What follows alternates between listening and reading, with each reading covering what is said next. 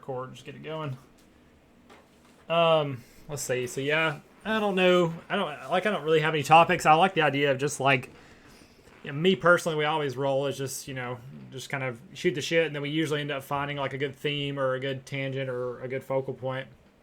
Um, one one transition that's kind of happened for me recently is I've kind of been I kind of go through these like longer term phases, like on the order of I guess the seasons. It seems like the seasons are what really bring I out get that. changes. Like, obviously a new season, new weather, new, a lot of things. Some seasons I like to go outside and do more sports, and some seasons I like to do more creative stuff.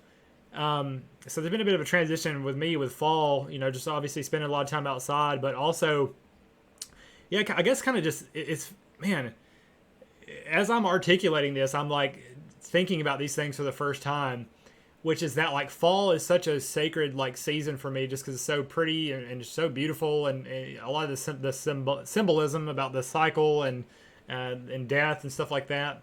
But yeah, it's really been a time for me to kind of unplug from the political sphere and kind of just I don't know, just kind of enjoy life. It's like the harvest season. It's whenever you're having a lot of time with family and good food and all that. So that's kind of how that's what I've been doing recently. What about you?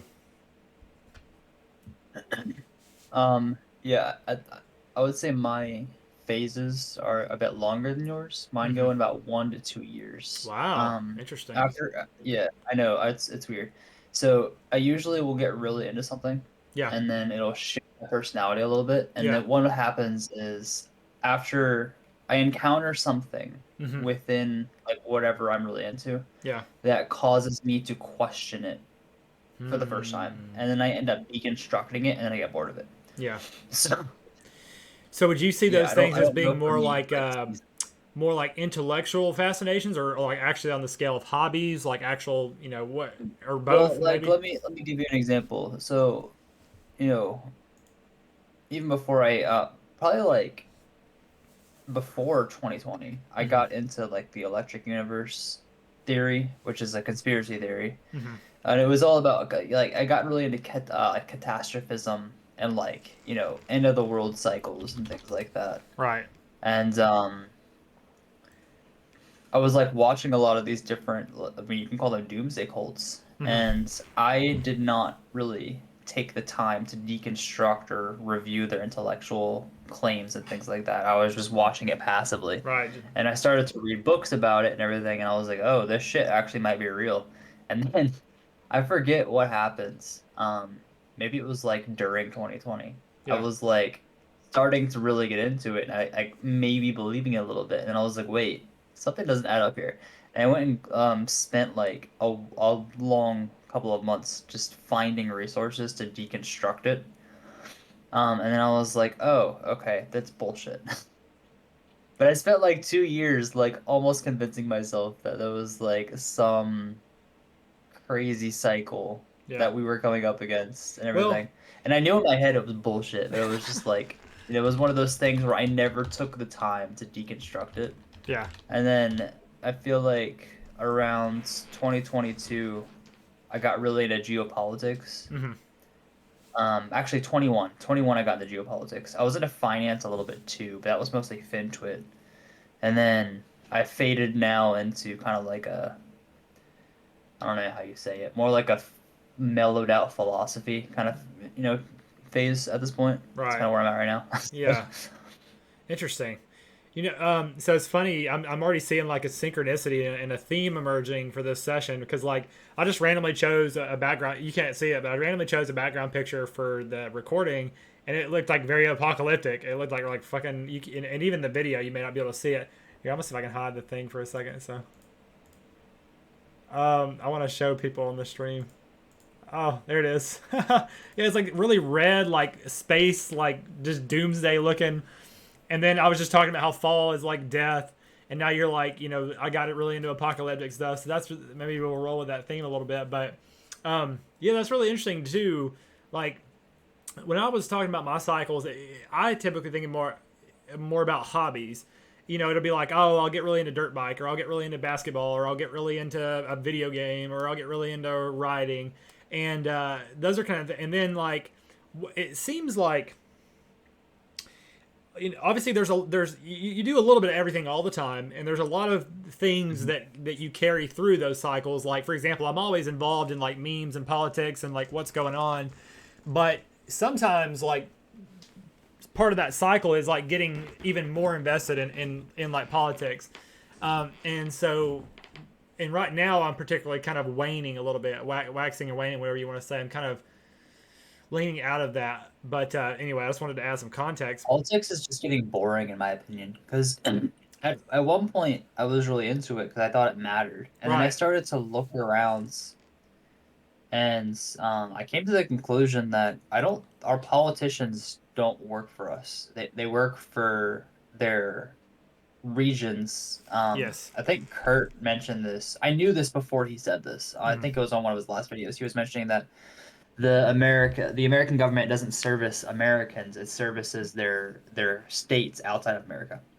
Yes. It's like their own provinces. Yeah. That's And I never. was like, I Yeah. knew that. I just never had it. I don't think I had articulated it in a very concise sentence like that. And I was like, oh, that's a better way to phrase it. I should probably start saying that. So you said outside of And America, then you mean like other countries or what?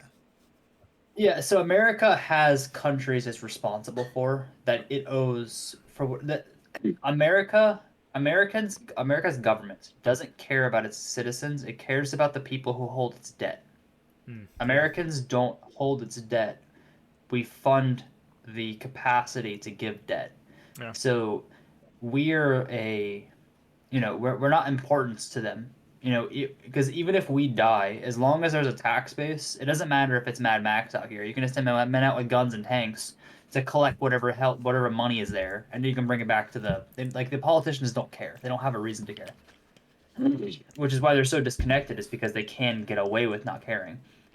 Um, but no, they service the nations who hold our debt: Japan, China, things like that, Israel. I believe Yeah. Ukraine has some of our bonds. I don't know how many, but I would Well, imagine I it's mean, enough to merit a war over there. well, But think about it like this: like whenever you have this question of like America is X amount in debt, the first question somebody asks is like, wait, who are they even in debt to? And if you go look it up, like yeah, like China, Japan, some of these countries are pretty high up there, but I would say, if I'm not mistaken, a vast majority of it is like private shareholders, and so what that ultimately looks like is like this international banking. And when you talk yep, about yep. private shareholders, like you're definitely thinking like the Semitic, like it's Israel behind the scenes. Like it's a lot of those same connections. I would wager. Um, Yeah, Switzerland too, because the Templars yeah, still have a large shadow share. yeah. I mean, Klaus is The is bank. Marxist, but there It's is Templars as well. the same Rothschilds banks that have been loaning everyone money for the last 200 or 300 years, and it's all just imaginary at some point. Like, um, Yeah, but regardless, they have to service the debt holders because if the debt holders lose confidence in the country, they'll dump the debt for something else. yeah, And so that's why they have to service them. yeah, And then if they dump the debt, the America no longer has money worth anything. So, they can't have that because they lose their monopoly on power. And so to continue the monopoly on power, they have to service the wants and needs of the debt holders, which are not American citizens. They are other countries and particularly wealthy people in other countries. in my Um, mind, it's like and yeah, the spectrum of the spectrum of power, influence, and money is from individual citizens and workers at the bottom to the international banks at the top, and then politics is kind of somewhere in the middle where they do have to adhere to the people's wants to a degree, just enough that the people don't rise up and burn everything oh, down and populists hang, too. But huh? I'm referring about the people who actually make the decisions. I'm not talking about the lawmakers. So like you have, I mean, the House of Representatives has been useless. I mean, ever since the Boomers got majority. Yeah, I mean, once we allowed the women and minorities to vote, it was always going to lean populist, and so it was only a matter of time before populists solely inhabited the House, hmm, and that happened around the 80s. And so they've been largely useless, and they just act like a bunch of it's a high school. It's a glorified high school. right. And then the Senate is where it what we depend on to be rational. And most of the time they are rational. They kick out most of the gun bans. They kick out most of the, anything crazy, and then anything they can't get through, they just go to the Supreme Court. Anytime like the president signs on something stupid or whatever, whoever pays him off, the Supreme Court either leans for or against. So I mean, we're arguing, but it's not quite so. We're leaning more towards problematic over the next probably decade or so, Yeah. I think. But yeah, I will agree with you largely. Just to circle back, politics is largely boring, Yeah, exactly. and it's Yeah, been yeah. getting boring because they argue so much that nothing happens. I mean, Right. I was never paying. I think the first time I noticed politics was the Obama debate in 2008, 2007.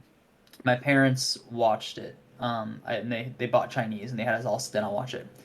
And then we watched the election night as well. And that was like a big thing for some reason for them. I don't know why. I think it was after there was the 2008 crash. My dad, I think, either lost his job or something, and it was a little bit rough. And I think that they were hoping the politicians would fix something, I think, at Yeah. the time. And from that point, I never had anything impact my life up until I was I moved out. I had never had a politician impact my life until 2021 when Biden mandated, what he did. Yeah. And that was the first time I had ever encountered a politician or a political entity impact my life directly. And I got around it, because I'm really good with words. So, Yeah. um, but at the same time, because as it would concern me because I was like, oh wait, they do have influence. But ever since then, I haven't noticed another impact. So I don't want to get lazy. So I Yeah. always keep a close eye on the politicians to see what they're up to. Yeah. But generally speaking, I ask the question, if I look out my window, does anything look different? If the answer is no, then I don't care. Yeah. Yeah, and that's a good adjuster because it's a this red pill to blue pill spectrum where it's like we can put our head in the sand and just lose touch of all the stuff that's going on, and that could hurt us. Like, what if something does go bad and we're not prepared for it? So it's good to be somewhat invested, but there's also such a thing as becoming so or overly invested that you're missing the beauty and the opportunity that is right outside your window. And so yeah, that's definitely like how, yeah, again, to circle back, like that's been a big part of it and a big part of my kind of wax and wane.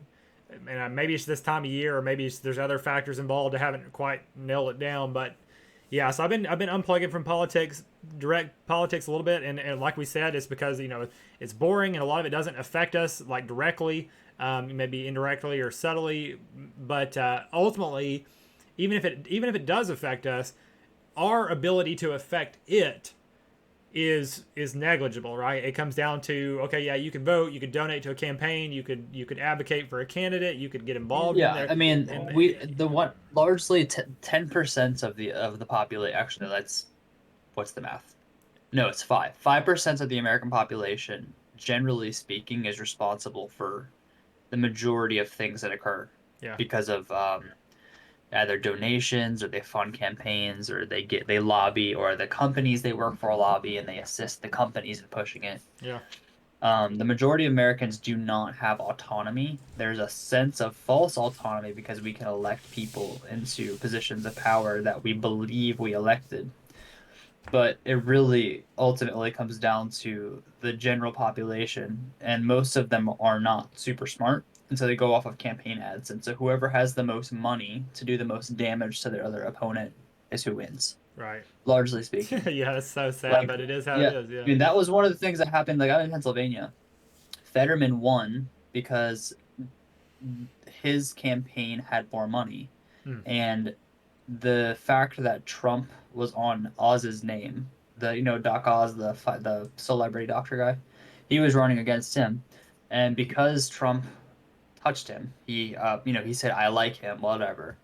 That alone was enough to sway not only in Pennsylvania, not only Philadelphia and Pittsburgh, but a lot of the Jewish communities around, because right outside of Pittsburgh, or sorry, right outside of Philadelphia in Center City, if you drive 10 to 15, actually, it's like not like 10 miles. There's a strip across 3 counties that's all millionaires, and it's like 80% Jewish, Yep. and they're always blue, and so they have a huge amount of sway about who gets elected. Um, and Yeah. yeah, they were not. They were anti-Trump just from the years of subversion from CNN over 2016 to 2020, and so that alone allowed him to win because they had more of a money to push the megaphone out. So one thing I always like to, I like this idea of like the 5% or whatever, 5 or 10% of the population, and this is probably like a decent like spread or a curve or whatever as far as the amount of. Anyone who makes over $400,000 a year has more autonomy than um, like it's a, by a significant margin. Like Right. it's not like trivial. It's like significant. I forget the statistic. Yeah, like the more power, the more money, the more connections you have, the more influence. So it's all just, and it's not like a hard drop. It's probably there may be some bottlenecks, but for the most part, it's just going to be like a probably an exponential, like curve, just like the wealth curve in general. But like I said though, it's not just wealth. It is wealth. I would say it's like wealth, connections. Um, I mean, those are honestly like, and then whatever your other modes of influence are, or whatever your product is. But those are like the big three. What's up, Paul? So like where I'm at in my location, the monopoly on power regarding influence, and this is not just political. This is corporations. Yeah. It's the Jews who primarily inhabit like the mainline area in Pennsylvania. Mm-hmm. Then it's the Poles, Polish. Yeah. They're a lot of times more towards they're still in southeastern Pennsylvania, but they're up more north. And then you have the Italians, which are losing a lot of their monopoly on power because their children are not able to keep up with the trades. Because the trades do not make what they used to, and so they lost a lot of monopoly. And then the Italians largely got locked up during the CIA raids. Damn. Interesting. Back like in North Jersey, and that leaves the Russians and then the Anglos, I think, That's which so is wild to not think even about. 20%. Yeah, I actually looked up the data, the census data myself. Apparently, our state actually takes it, which I was really surprised. Yeah, almost all of them, they're either invented some stupid software that no one thinks would be useful, but became millionaires off of it. Yeah. It's old money, or it's they're making, there's some CFO at some random company that no one's ever heard of that produces something that sells random shit to India, and that makes them fornicate you. And so that's like the majority of the money sphere in my region. Yeah. Yeah. I don't even have a good grasp on the money sphere in mine.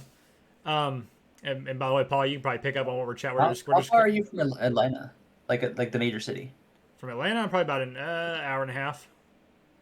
Okay, so you're Hour. rural enough. Usually anything past 25 miles is going to be considered more rural. So Yeah, and I've lived around there too. And I got, I would say it's probably the same. A lot of it is economic, just, economic engines and the amount of money that surrounds that. And then there's like then there's just kind of like connections in general, like what kind of networks are you plugged into. If you have money, that you can get plugged into powerful networks. If you're plugged into powerful networks, you can probably come across money. So it's kind of like those things work together. Um, so yeah, there's a lot of dynamics between the different things, but the thing I come back to, which is the opportunity for us kind of everyday type people, and maybe slightly above everyday, just the fact that we're more aware. What's our opportunity? Of course, we can all work towards wealth and opportunity in the financial sector. We can work towards political connection, maybe getting involved with like campaigns and so forth. But the thing I always come back to is just like that cultural kind of thing. Like how can we get involved? And that's more about the connections. Like that's the power of network. And a lot of it too, when you think about connections, you think about like, oh, wealthy, influential, powerful connections. But equally, if you have just a large numerically large, or highly intelligent or highly competent, these are all forms of capital. And so if you can start to snowball in this area, there's a lot of potential there, and it doesn't require like you said, it doesn't require some like shitty software system or like something like that, um, or anything else. But yeah, it's an opportunity. Definitely one way to go. Um, what you been up to, Paul? Just got done with a long day at work, I guess. I Building appreciate fences. appreciate you for jumping on anyway. Well, it'll be a Yeah, I'm short. not sure what you guys are in the middle of. Yeah, we just started. We kind of started out talking about. I was kind of saying how I go through phases, and like recently I've been kind of like enjoying the fall weather, kind of unplugging from politics a little bit, just like injecting into my local community, um, and some of that kind of stuff. And then we just got we ended up getting sucked into politics anyway. Started talking about that in general, and a little bit of the tri-functional, just like the finance, politics, culture, the modes of influence. So yeah, a little bit of everything. Yeah, there will be plenty of time for politics next year. They're going to be shoving it in our faces for the Yeah, election. that's what I'm saying. Maybe we should just that's probably all the more reason why I'm like calm before the storm, like just enjoying this time. Yeah, Oh man. What kind of storm do you think they're going to be pulling? It'll probably be another. There was something in Atlanta recently, or yeah, in Atlanta recently where there was a basically dude was got pulled over for going like 100 miles an hour, and the cop like he was like being like kind of not compliant and stuff, and the cop like tased him, and then he got his beat stick out, and neither one of that worked, and the dude was basically choking the cop about to like fucking break his neck Oh, basically, I remember and the that. cop shot him, Did and they people. actually? Oh no, did like I thought they it was like largely localized though. What do you mean what do you mean localized? So you typically will have, I mean, it's relatively consistent. You have within a specific region, they see it on the local news. The Mm-hmm. demographic is overwhelmingly minority, Right, unemployed, and bored. right.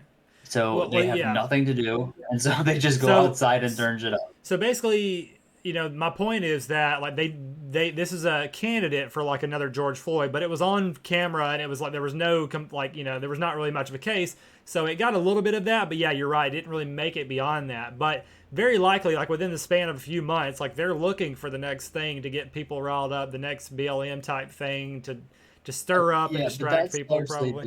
the media being. I mean, yeah. we And have if a they need to, they're going to manufacture their own events in order to push that yeah, narrative. Or because just Because like I've I been another seeing a don't believe lot. that another George Do you COVID. Floyd guys is the follow real S2 thing. Undergrounds on Twitter? I don't think so. He's a S2 is a military position in the army. So S1 is ground forces, S2 is like in the rooms doing research intel, Nice. and then communicating with the S1s, and then the S3s is more a little complicated. But he has a channel S2 Undergrounds where he does a lot of war follow-ups, and then he has these little daily briefs that a lot of the guys in my circle will like to share sometimes, and it's just like 2 or 3 minutes. He goes through whatever because he covered Afghanistan, he covered Ukraine, and now he's covering Israel. And he did it very very well. It was like a military briefing. Yeah. I have no idea if he's still active or not. I mean, when I say active, I mean active duty. I don't know if he's retired or active duty still. I would assume he is because I don't know how else he's making money. Um, but yeah, he's good. Anyway, he does a lot of the reporting on like the any civil unrest. He keeps an eye out on anything. Like that guy you just talked about, who got who got killed. He brought him up. He brings up a lot of times he'll bring up a lot of these false flags. So we Yeah. had the guy in the amusement park who got caught with tactical gear. Based on that he offed himself in the bathroom or something. Based on what was present, I would imagine he's likely in psychosis, and then he offed himself in the middle of a psychotic episode. I've seen a lot before in the RTFs when I was working there all the damn time. Damn. And then there was another one in Maine that I'm sure we all heard of. That was like Yes. Yeah. weird. That was like red flag galore. Like every single check in the box that you could check was checked for a red flag, false flag. Yeah, Like, they're probably going after and guns so for yeah, sure. Yeah, false I'm always flag. keeping an eye out, and I'm like, okay, so I understand there we have a vested interest groups, and they fight for power and influence over the population. Yeah, But it's like, what do they want? Because sometimes when I ask the question, I'm like, okay, who benefits from someone spending money and time and resources on doing certain events like paying the media to start a riot or something, yeah, or having some incel get groomed for months to years by some operatives right. who are paid to do so to hopefully maybe he does something. And it's like when I think about the consequences of how the politicians react, I'm like, is that a world that I want my grandkids to live in who aren't born yet?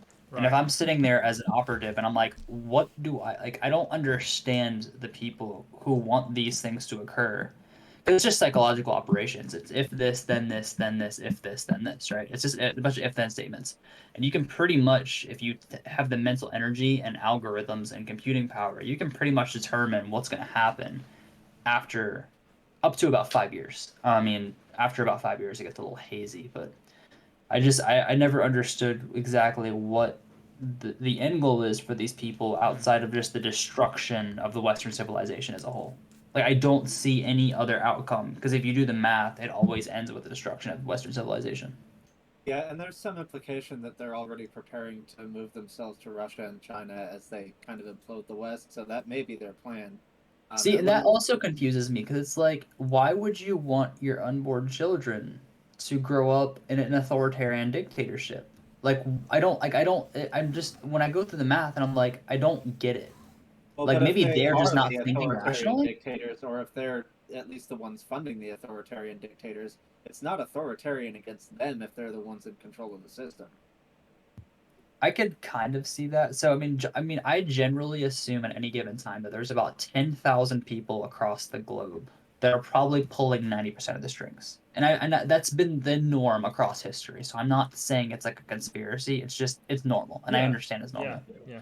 But I'm just trying to understand their logic. Like, are and then sometimes I wonder, like, well, if what I feel like they're just throwing gasoline on fire and laughing doing it sometimes. Yeah, they might be just totally psychotic, just like chaos. They don't care. Like they don't care about their own children or Like anything. George Like, Soros is one of those guys where like you watch what he does and it's like clearly he hates humanity. Like I have no idea why you would do what you do except to exist just to cause problems. yeah, they're probably just I mean, channeling some there's people chaotic like that. satanic demons. Like they're just anti-life. Yeah, it might.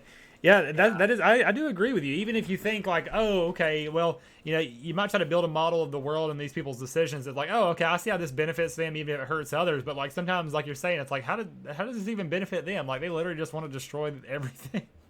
Yeah, some things are like Yeah, that. and there are some of those psyops where you can kind of see how it's part of a bigger, broader, long term agenda. Like we have a mass shooting psyop every so often that's part of an agenda to take away our gun rights. That one's pretty obvious. Right. When it comes to like the sort of police state things like George Floyd, the BLM riots, that one obviously it helps polarize America. And when you look at some of the psyops, like with George Floyd, it was kind of designed to give both the left and the right their own really good narrative that sounds really good on their side, but makes it really difficult to talk to the other side about it because everyone has a narrative that convinces them that they are very right and there's nothing else out there. Hmm.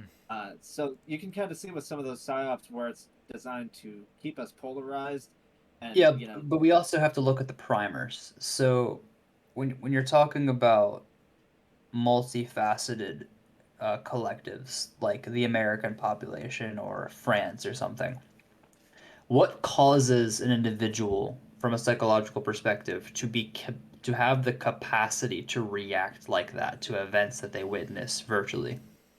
Generally speaking, it's perceived decline in standard of living and lack of opportunity. Hmm. Yeah. And so sometimes, this might not always be planned. I think sometimes things just occur that the population just wants blood, Yeah. and that's just something that happens every now and then, as societies peak and then decline. And so I try not to be too hyperbolous Hmm. with every single topic, but that is a nuance that I try to, can this be explained by societal decline, I guess. Yeah. Yeah, and as things decline more and people are more and more unsatisfied with the life that they have, it definitely becomes easier to polarize them against each other and to make them look for an enemy and look for somebody who's causing their problems to point the finger at and go to war with. And so, of course, once people get to that point, the elite kind of have to create boogeymen on both sides to point the fingers at in order to keep us from Right. pointing the And then finger at I them. know that I know that there is this very, very novel phenomenon we're encountering, which is why are men not in the streets burning down cities? And we know the answer. It's pornography, video games, and drugs. And so we know what's stopping it from happening because The modern otherwise we day would have bread had and one circuses, 40, yeah. I guess that could be summarized as bread and circuses, but it's like it sedates them to the point where they don't go out and cause problems, which is why women have had monopoly on power for so long.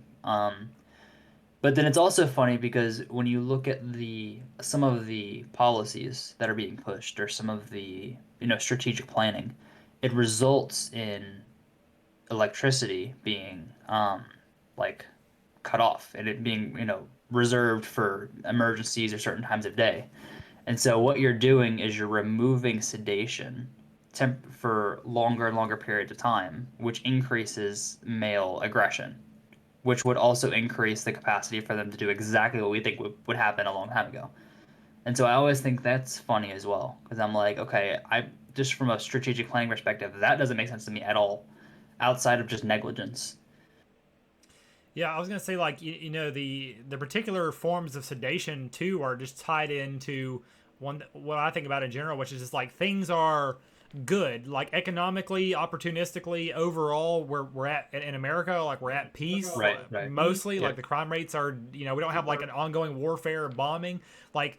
I mean, even in inner cities, it's bad, but it's not like Yeah, South like Africa bad. yeah, Like across I can still across walk the around. world, yeah, across it's one of those things that makes us thankful for what we do have. Like things are pretty good, but it's just that like in my life, for example, it's like and like you talked about earlier about looking out the window, you could be like, oh, well, I've got a job and a family and a relationship and things are pretty good. So why even invest in any of this stuff?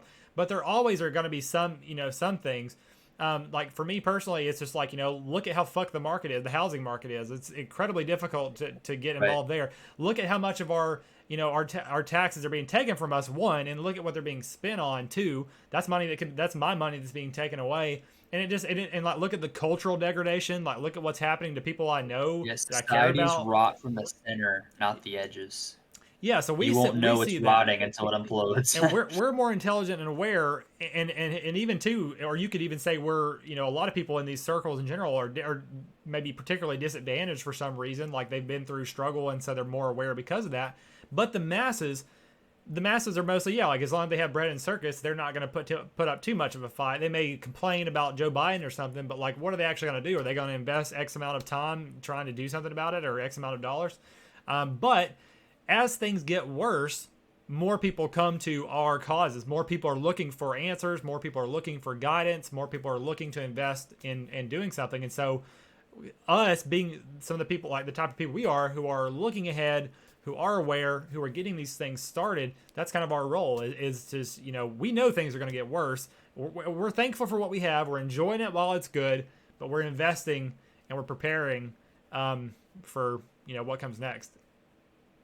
Yeah, and the Right, being perception of responsible and prepared. prosperity, Yeah. yeah, the perception of prosperity that people have is often less a matter of comparing what you have against like people halfway around the world, like people in Africa or whatever, and more to do with how does it compare to how you were doing a Yeah, few years ago. relative poverty. Yeah, that's actually the number one predictor of crime as well. Yeah, either your neighbors or like are things improving or getting worse. So when you look at massive inflation that has been going on, the destruction of the housing market, that kind of thing, the fact that there are quite a few metrics by which life is clearly worse today than it was 5 or 10 years ago, that's going to be probably a bigger indicator of societal unrest than comparing relative peace and prosperity here versus somewhere halfway around the world. The other thing Yeah, that yeah, I agree. There was a yeah. chart that this Twitter channel, New Low Observer, post. They post historical charts going back to like Mhm. 1400. Wow. Which once you get back to a certain point, some of it's just aggregates. So it's like you have a book full of numbers for over 200 years, and they just do averages. So they're rough charts, but it's close enough. They were saying that the housing downturns correlate with major unrest across human history and civilization. But because we made housing a commodity, which is rare in human history, because homeownership was actually used to be relatively rare for like thousands of years. It wasn't until the 1910s, I think, when we invented the mortgage to allow the everyday citizen to afford a home, and that normalized really, really fast. And then we ended up promising these homes, and as well as a specific living standard, the 1950s living standard. And then 4 generations later, we're now realizing that was not promised to us. That was the GI generation promising the boomers that, and then everything else was just extra. Yep. Yeah, my other thought about what we were talking about earlier was I think they kind of had to make COVID coincide with the BLM riots because if people hadn't been cut off from a good portion of the bread and circuses, with a lot of events being shut down, no sports on TV, that kind of thing.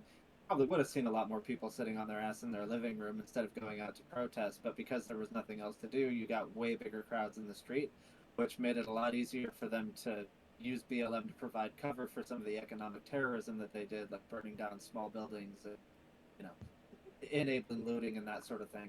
Yeah, that phenomena, I can reduce it either way to malevolence and strategic planning, and I can also just reduce it to people being bored and just having nothing to do. And so I honestly don't know which way to lean about that. I haven't taken the time to like. Usually, if I want to make a decision on something that's complex like that, I write out the people who benefit, the people who participated, and then the outcomes. And usually, it's reducible to what is less malevolent. But in this instance, the way it was done, like you had Elon Musk calling up Wuhan because he has a center, a Tesla center in China, and everyone showed up to work, all through their huge wave in November.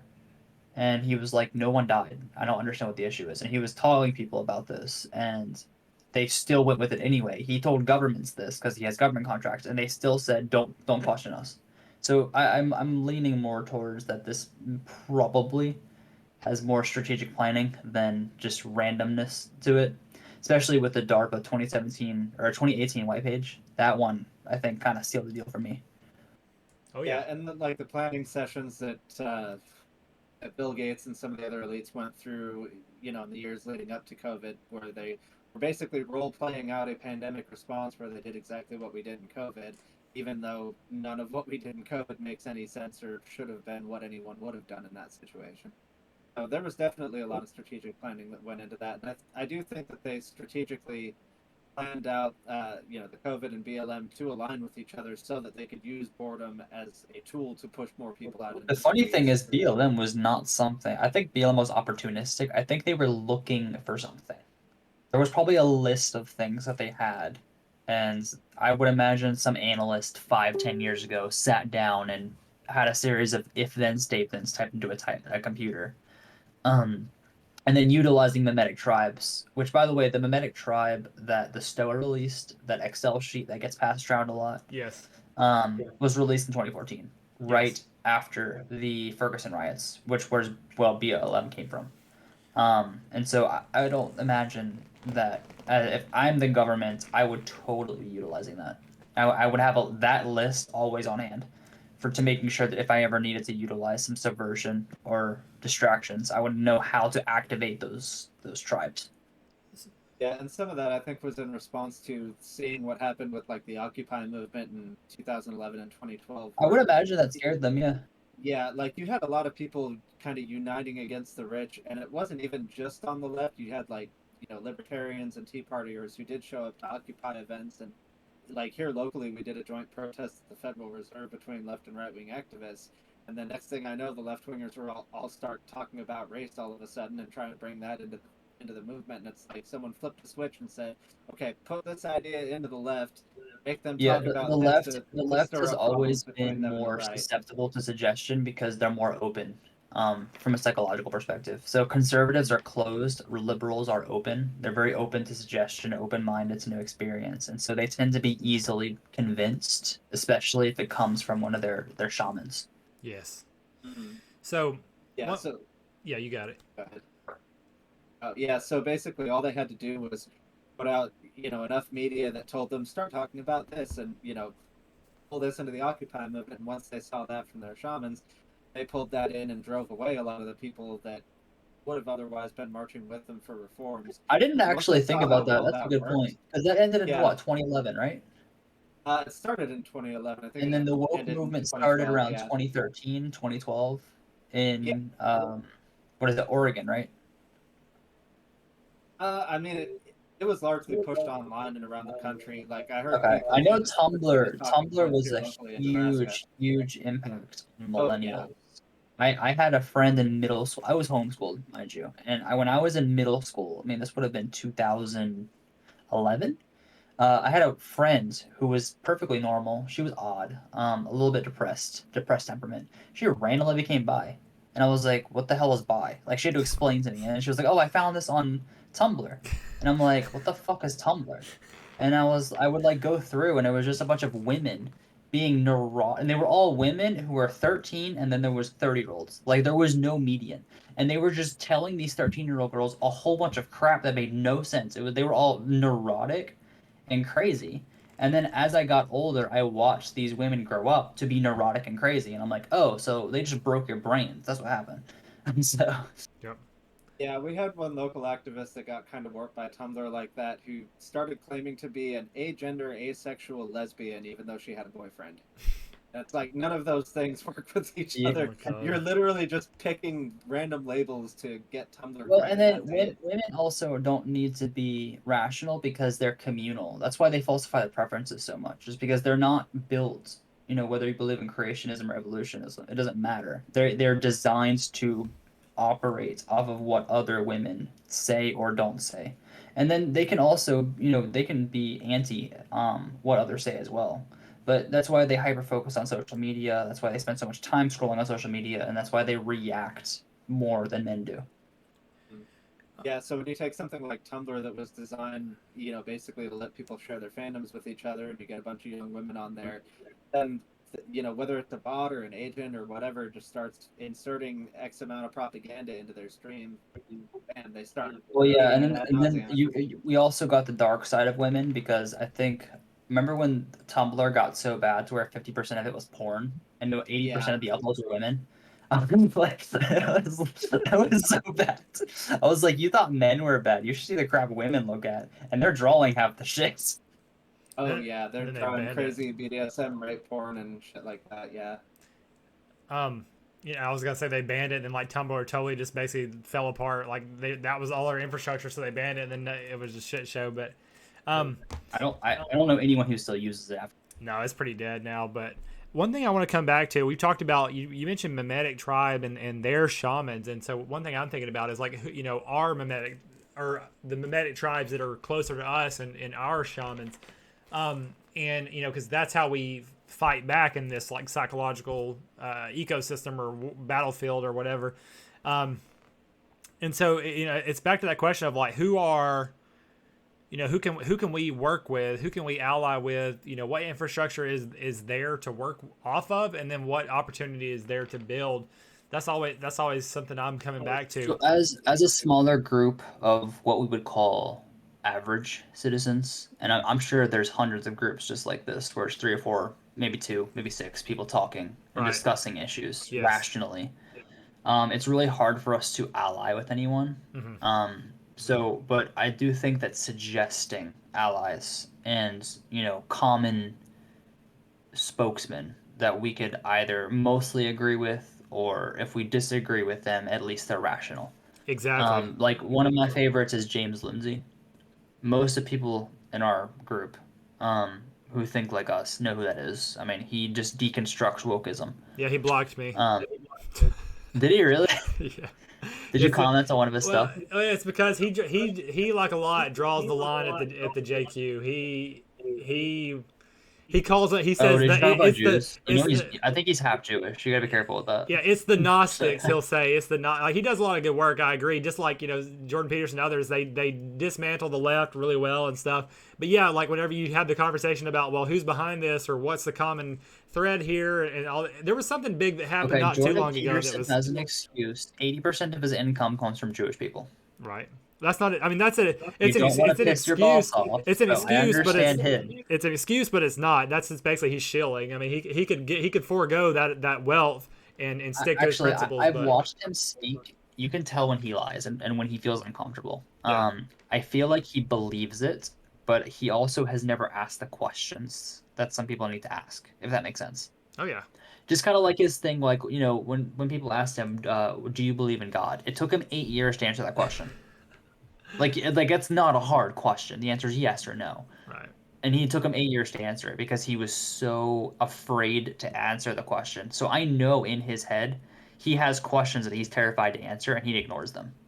Yeah. And so I would imagine that there's others like that are like they know in their head what a cause and effect and pattern looks like, But if they ask the question, their entire worldview falls apart, and that's too traumatic for them. Right. Yeah, it makes sense. Like I said, we've had this conversation before. Like, I don't want to totally, like, Jordan does a lot of good, and just like James, they do a lot of good work, and there's room for us to ally with them, even if they're not full on like JQ pilled, and like, that's fine. We can still collaborate. So Like, and I understand what you say by allied, but when you say by allied, I think like we're going to this tribe and we're shaking hands and we're walking out together with our flags to go like raid the ogres or whatever. Like I don't think allied is the correct word to use. Well, it just think about it Does that like make this. sense? Usually, like allies are only like think about World War II. Like we had allies during World War II for the particular mission of winning World War II. So like in this particular conflict we were in, we can ally with them, but that doesn't necessarily mean that we're like under the same totally under the same banner, totally in agreement that we don't have any Okay. disagreements. It's just it's priorities, and we have a common enemy that we can focus on right now. We However, are unaffiliated allies. well, then again, they won't name who the enemy is, so it makes me question if we're even allies at all in this particular. Because that's a hard. Well, It's a hard no, not line. necessarily. It's a hard line in the sand. Yeah, so there's an intellectual because we're in fifth generation warfare. A lot of people don't understand that a lot of wars are conducted intellectually, which is really hard for us to like think about because we spent so long killing each other with spears and bombs that we'd never thought about the fact that our words could be used as a method of warfare. I Right. mean, the first thing that I was introduced to that was the dragons in Skyrim. They Oh they yeah. wage war using their words. They have Booth. intellectual battles, and then whoever has the best amount of combination of words, stronger arguments, Oh yeah. wins, and the other one dies either by burning to death or freezing to death, whatever. And that's really similar to what's happening today. I feel like. I dig Now it. you definitely don't want to ignore fourth generation warfare because, fifth generation warfare is great until you get someone from a third generation warfare who doesn't really give a fuck and he just butchers you with an axe, and so it's not super useful. Yeah. Yeah. Yeah. I agree. Um. Yeah. That's the arena that we're Yeah. in. But oh, sorry. You had something, Paul. Oh yeah, as far as like places that we can go to find people who at least can talk about the JQ, you definitely have like Gab, which is a much more free speech platform, which it does kind of become an echo chamber at some point, but it is GAD is somewhere where we I can will try say and that GAD is repetitive. That was the issue that I had when I was on there. They were just recycling the same thing and they didn't want.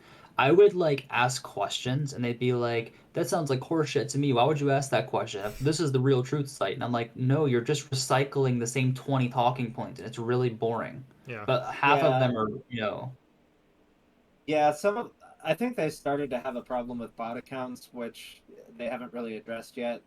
Unfortunately, that's going to be an issue on almost any social media site that gets big enough. Is it's going to get invaded by bots, whether they like it or not. What But was if you Dan can find the Bordano's right, site?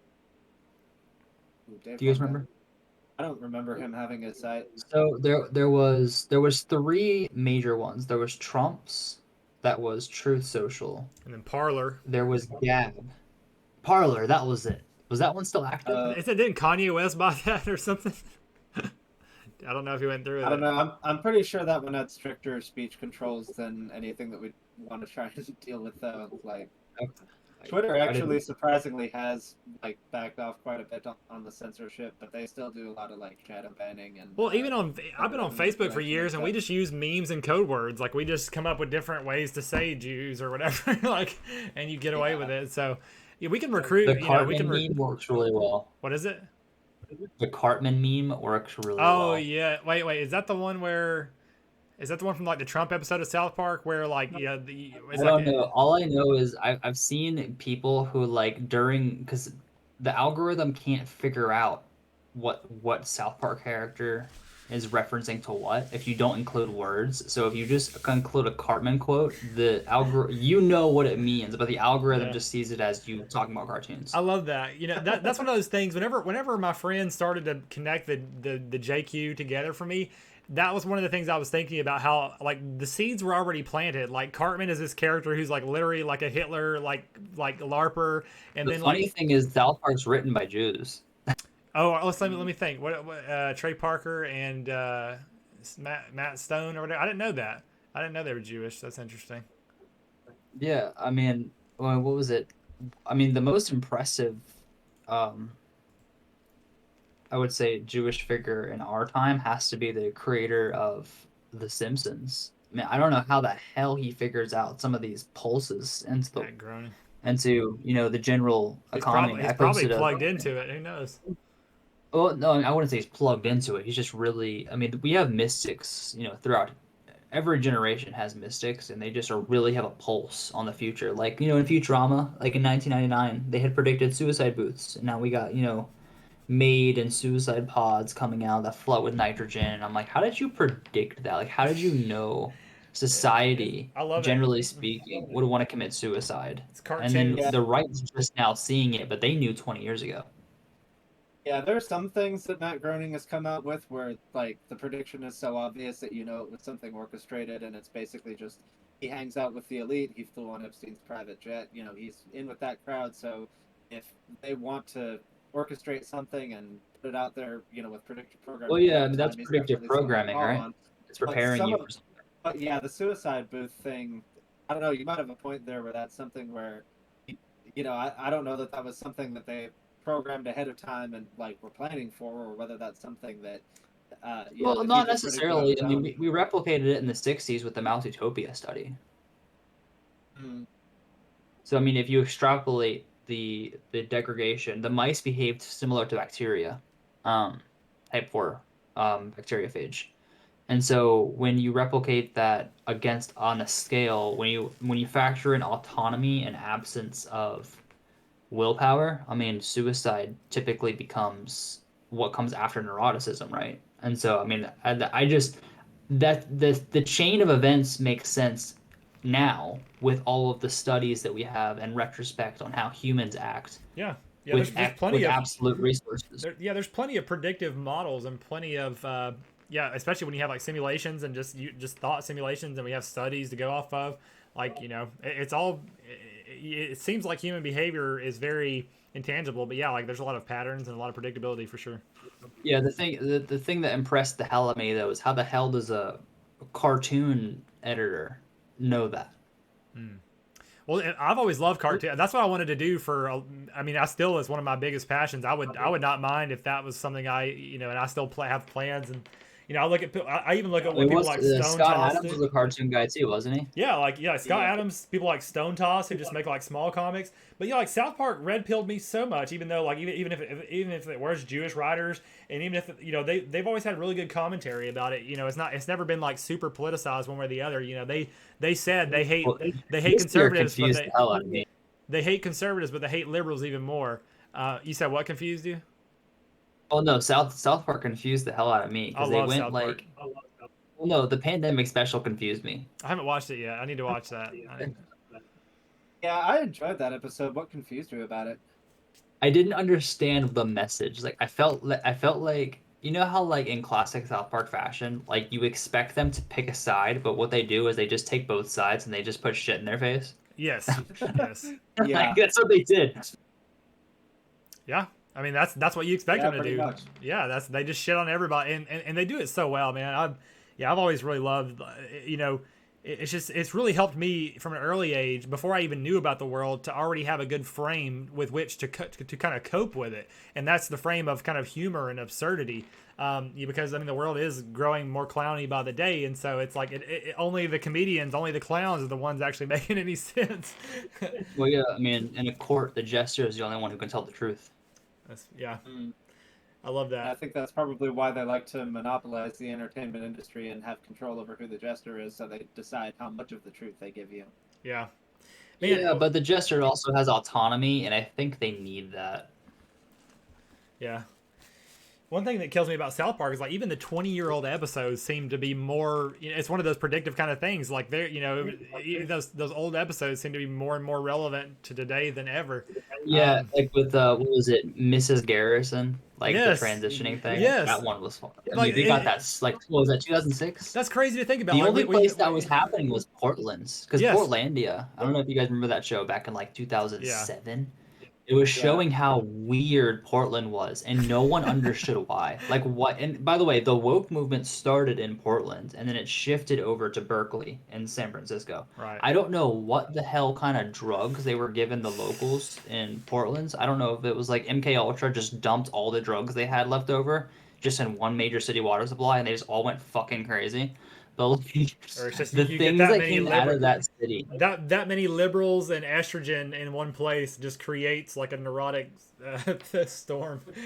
It's like Yeah. you wouldn't expect it though, because it was like a hipster city. Like even in the '60s, it was just I don't Well, I mean, you would I expect it can't because you like can't replicate that again. Like if the hipsterism. world ended and we started over again, you cannot replicate Portland again from an evolutionary perspective. That was just the most random thing that you could ever Well, imagine, and then it worked. it was very like you said it was. Well, I think the whiteness had a lot to do with it too. It was one of the areas that was very liberal and white. A lot of areas around the country that were liberal, like New York, Chicago, Atlanta, a lot of the big cities where liberals usually would be, were also very diverse. So Portland was one of the only like cities and areas where you had like it was urban and white.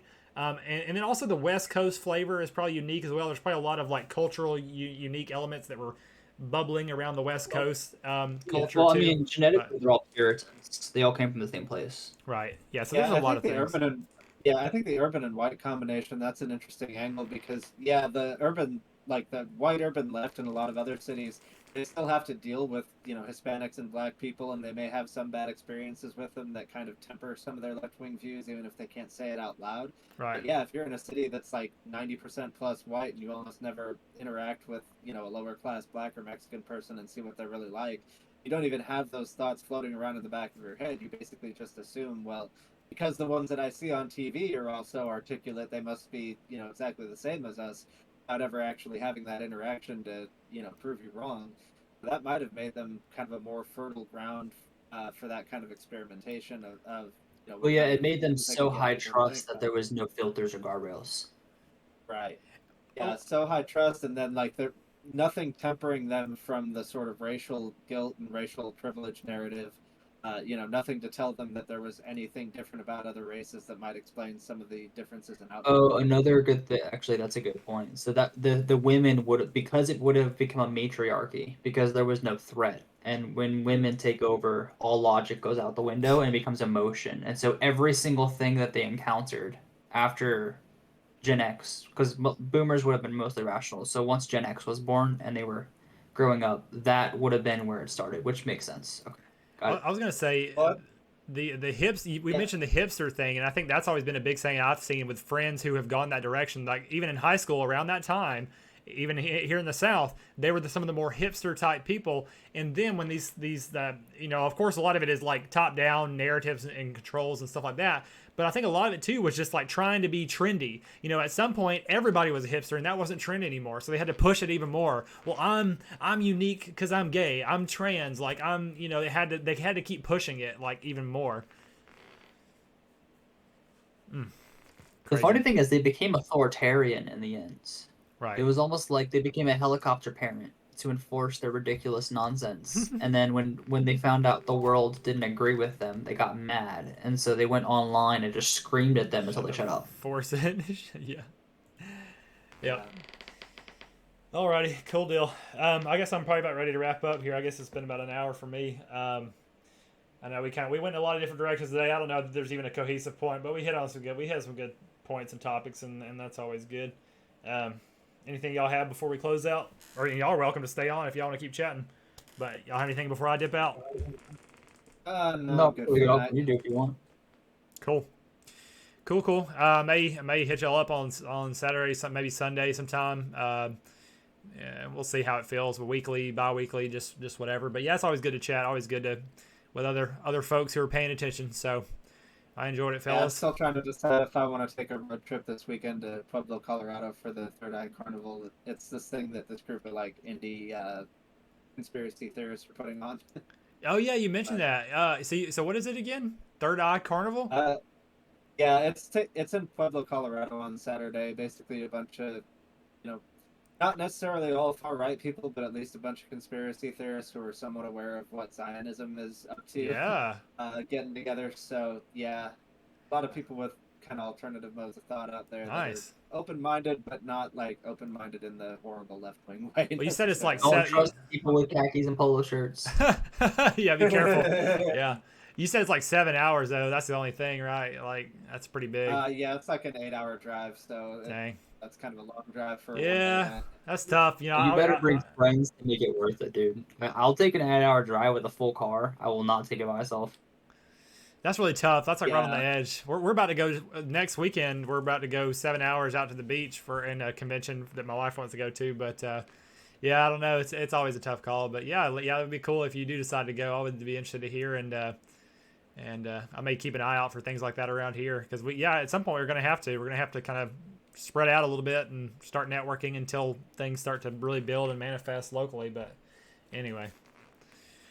Yeah, unfortunately, like building your local network is going to be really important, and they're doing everything they can to make it hard to do that. So when there are opportunities, you kind of got to take them when you can. So yeah, I was going to mention, and I've been very out of touch with my local communities, but one thing I've gotten back into recently is Yu-Gi-Oh. I used to play Yu-Gi-Oh on and off throughout the ages. I've never played like at a tournament or actually sat down with people and played, but like it's one of the only ways that I feel like I can connect with other like nerdy, intelligent type people around me or whatever. So yeah, I'm gonna check Comic that. book stores tend to have weeknight or weekend games. You can Yeah. always find whatever one's local to you. Yeah, you can play if D there and is D or one. Warhammer, different stuff like that. I used to go on these like what I'm saying 14. is after like you go for like 2 weeks and then you talk with the locals who are constant. I mean, I used to have one when I lived in Virginia. I don't know if I wouldn't go to one up here. I'm much more violent than I used to be, and so they don't like me too much. The nerds will get rid of me. But Fucking nerd. That's funny. Yeah, I used to go to like anime conventions for that sort of thing, but at this point, like the local anime convention Oh, crowd God. is mostly left wingers. So I Yeah, just can't yeah. do this anymore. I've been going on and off over the years. I've gotten less and less interested. And my wife actually just went to one around here, and I decided not to go to this one. And there's some opportunities there. You can still find some intelligent and open people, and you might be able to red pill some people or find some other red pill. But it's just you just got to keep an eye out. You're gonna get a mixed batch at some of those. So anyway. Yeah, and there's enough people who go to them who know me and hate me because of the way my views have evolved over the years. that Yeah, I'm- same. I've gotten it's canceled not by worth the so many trouble. people, but I just smile at them if I ever see them. And I'm like, "What's up?" And that's a big thing I've too. Is never been like, canceled by someone. huh? I said I've never ever had someone say like distance themselves from me. I usually do distance myself from them because they annoy me. Right. Yeah, a little bit of both. Probably a little bit of both. Yeah, when For I was me. in my more libertarian days, I like really tried not to ban people or kick them from my life. But once enough leftists did it to me, like that kind of is part of what moved me further to the right. It's one of the things. Honestly, the crazy leftists are fun to be around. It's just when they become when their neuroticism impacts your life, it's just like, dude, shut up. I don't care. Like, Yeah. I don't have the Yeah. mental energy to deal with your text walls. I just like stop talking. Stop. Like, Yeah. Maybe. And one thing, this is a whole other point. I'll just leave it on this. But like, I have reconnected with a friend who we got to that point of blocking each other because we both grew so right and left. But recently, with the Israel-Hamas conflict, he's actually kind of come back full circle, and we've potentially found some common ground. So maybe we're at another shifting. Maybe there's opportunity to reconnect with some of those and regain some, shift to Overton, regain some, rebuild some bridges, maybe do something. Who knows? Yeah. I really should go to one of the local like pro-Palestine protests. I haven't managed to make it out to one yet. Oh God, I Don't didn't know there get have shot. been any. I didn't know there were any. Jesus Christ. Oh man. All right, fellas. Well, I guess I'm gonna leave it there. We'll stay in touch. Good chat as always, and talk to y'all soon. All right, talk to you later. later. See you. See you.